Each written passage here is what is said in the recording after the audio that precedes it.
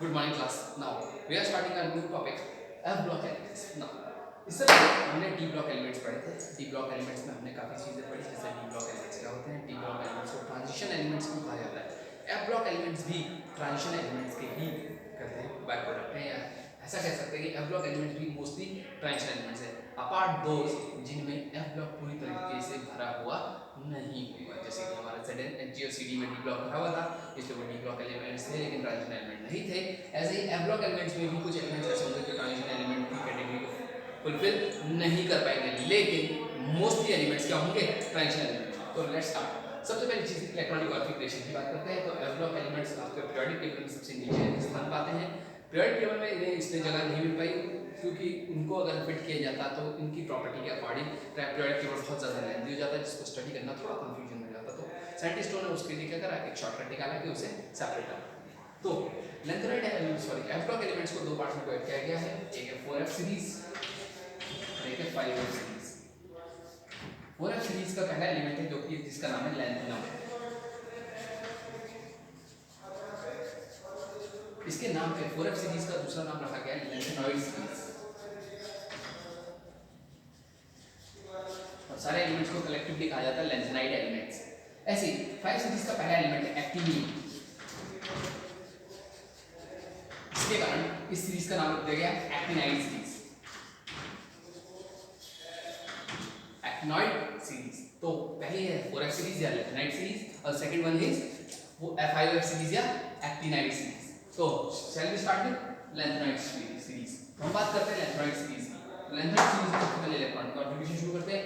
Lanthanide series का जो lanthanum है ये 57 से शुरू होता है और ये टिल 71 ड्यूटेरियम तक जाता रहता है. तो यानी कि इसका पहला एलिमेंट है La57 और आखिरी एलिमेंट है Lu71. Total 14 elements. D block में F ब्लॉक में 14 सबशेल्स होते हैं. So let's start with the lanthanum. Lanthanum का एटॉमिक नंबर 57 है. अगर नियरेस्ट नोबल कॉन्फ़िगरेशन के अकॉर्डिंग कर दो Xg xenon 54 4F 5D 6S. Now अगर मैं बात करूं 54 के बाद दो इलेक्ट्रॉन यहाँ जाएंगे 56 के बाद एक इलेक्ट्रॉन है वो जाएगा 12 में. लेकिन 4F के मुकाबले 5D का जो इलेक्ट्रॉनिक कॉन्फ़िगरेशन यानी कि एनर्जी लेवल होता है कम होता है, तो इसलिए पहला इलेक्ट्रॉन चला जाता है 5D में. ये एक एब्नॉर्मल कंडीशन है जिसे हमने आगे पढ़ा.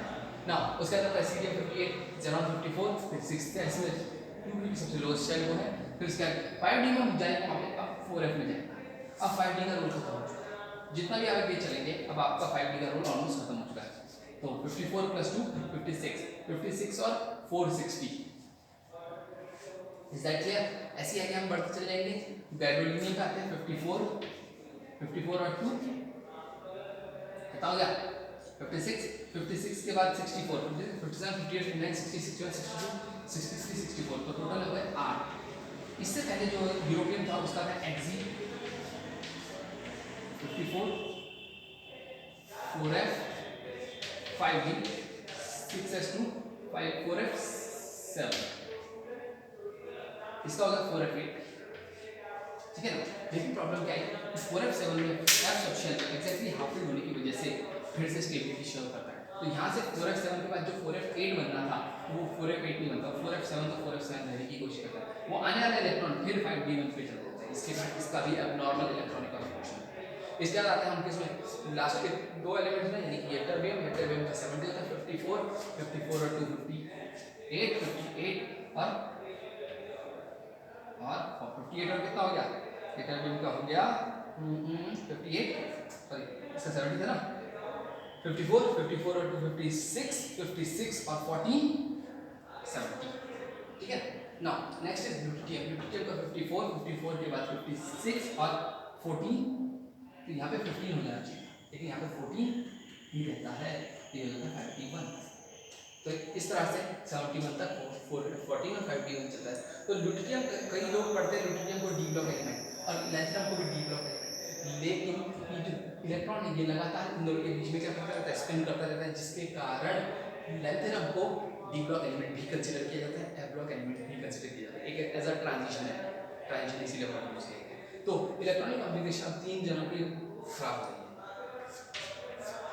एक लैंथेनम जिसमें 5D बना गया, गैडोलिनियम का जिसमें 5D वाला गया था, और ड्यूटेरियम का जो कि अब नॉर्मल 5D में शो कर रहा है। Now reason behind this is इन दोनों के केस में तो इसके केस में तो क्या होता है कि 4 एटम का 5D के एनर्जी लेवल लो होता है, तो आने वाले इलेक्ट्रॉन पहले 5D में घुसता है, ठीक है ना। गैडोलिनियम के केस में 4f7 half field extra stable हो जाता है, जिसके कारण आने वाला 8वां इलेक्ट्रॉन आसानी से स्पेस नहीं पाता। इस कारण क्या होता है, इसका भी प्रॉब्लम हो जाता है, तो ये एक इलेक्ट्रॉन इधर शिफ्ट कर देता है। गैडोलिनियम में 4f14 ज़्यादा स्टेबल होती है, इसलिए आने वाले इलेक्ट्रॉन इसका ही सकता है, तो अब 5D में तो इन तीन के पास क्या होगी, abnormal इलेक्ट्रॉनिक कॉन्फ़िगरेशन। क्वेश्चन इसके तौर पर सकता है ना। इसके बाद आती है एटॉमिक एनर्जी।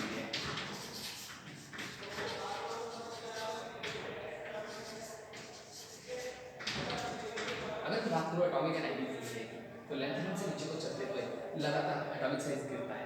एटॉमिक साइज गिरने का रीजन ये है कि आने वाले जो इलेक्ट्रॉन है वो 4f शिफ्शन में आता है। तो लेंथ में अगर सपोज करो एक आता है, सीरियम का ले लें, तो सीरियम में आते हैं 2, आने वाले नियोडायमियम यानी कि 60, इसमें कितने आते हैं 4, तो 1 2 3 4, ये 4s हो गया, 4s में तो 2 चले गए, सॉरी 6s में तो 2 चले गए ना। टर्बियम 65 कितना आ जाएगा, 4f7 4f8 4f7 4f8 4f9, तो 1 2 3 4 5 6 7 8 9, एक ही।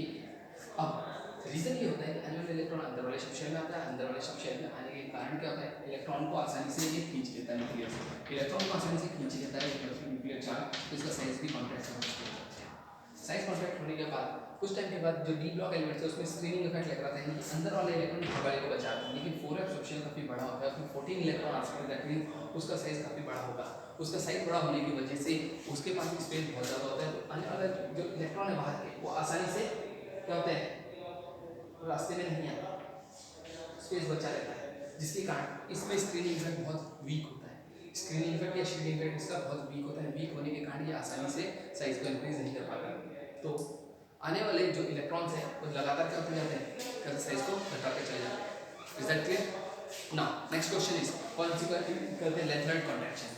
तो the regular decrease in the atomic size of lanthanide element on increasing atomic number is known as lanthanide contraction. लगातार इलेक्ट्रॉनिक कॉन्फ़िगरेशन बढ़ने के साथ साथ लेंथेनाइड एलिमेंट्स का साइज डिक्रीज होता जाता है, इस प्रोसेस को कहते हैं लेंथेनाइड कॉन्ट्रैक्शन। अभी क्यों होता है ये अभी आपको समझाया कि आने वाले इलेक्ट्रॉन 4f सबशेल में जाता है, 4f सबशेल में जाने के कारण उसे न्यूक्लियस आसानी से ट्रैक करते हैं, अट्रैक्ट कर लेता है, अट्रैक्ट करने के कारण साइज कॉन्ट्रैक्शन शुरू हो जाता है, इसी कॉन्ट्रैक्शन को कहते हैं लेंथेनाइड कॉन्ट्रैक्शन।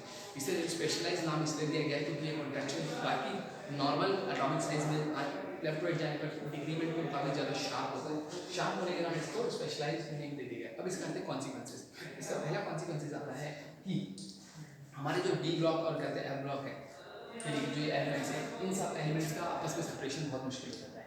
सेपरेशन मुश्किल होने का कारण क्या है, क्योंकि लगातार साइज डिक्रीज होता जा रहा है, एटॉमिक नंबर बढ़ता जा रहा है, साइज डिक्रीज होता जा रहा है, तो इनके साइज में जो डिक्रीमेंट है बहुत लो होता है। साइज में डिक्रीमेंट वेरी लो होने के कारण इनके जो साइज का डिक्रीमेंट है वो बहुत ज़्यादा स्पेसिफिक नहीं होता, यानी कि अगर नियोडायमियम के बाद मैंने टर्बियम लिया उसका साइज में बहुत फर्क है, यानी नियोडायमियम और टर्बियम में कम से कम 4 का अंतर है, यानी कि इसके बाद वाला जो होगा वो उसके ऑलमोस्ट सिमिलर साइज का, अगर इसका 150 है pm सपोज कीजिए, तो इसका कितना होगा 140, तो अगर टर्बियम से पहले एक में पहले चलो यानी कि तो इसका 140 और 150 के बीच में 142 के आसपास होगा, 140 और 142 pm में ज़्यादा अंतर नहीं होने के कारण इनका एटॉमिक साइज सेम होता है। एटॉमिक साइज ऑलमोस्ट सिमिलर होने के कारण इनकी काफ़ी सारी प्रॉपर्टीज सिमिलर होती है, प्रॉपर्टी सिमिलर होने के कारण इनको इनके मिक्सचर से सेपरेट कर पाना बहुत मुश्किल होता है। तो पहला क्वेश्चन यहाँ है कि separation of lanthanide mixture is very difficult, why, क्योंकि लेंथेनाइड कॉन्ट्रैक्शन के कारण इनका साइज सिमिलर हो जाता है, साइज सिमिलर होने के कारण इनकी प्रॉपर्टी सिमिलर होती है, प्रॉपर्टी सिमिलर होने के कारण इनको सेपरेट कर पाना थोड़ा मुश्किल होता है। दूसरा क्वेश्चन आता है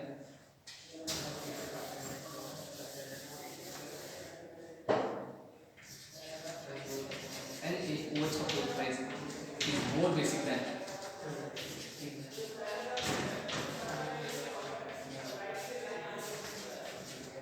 NaOH का flow price।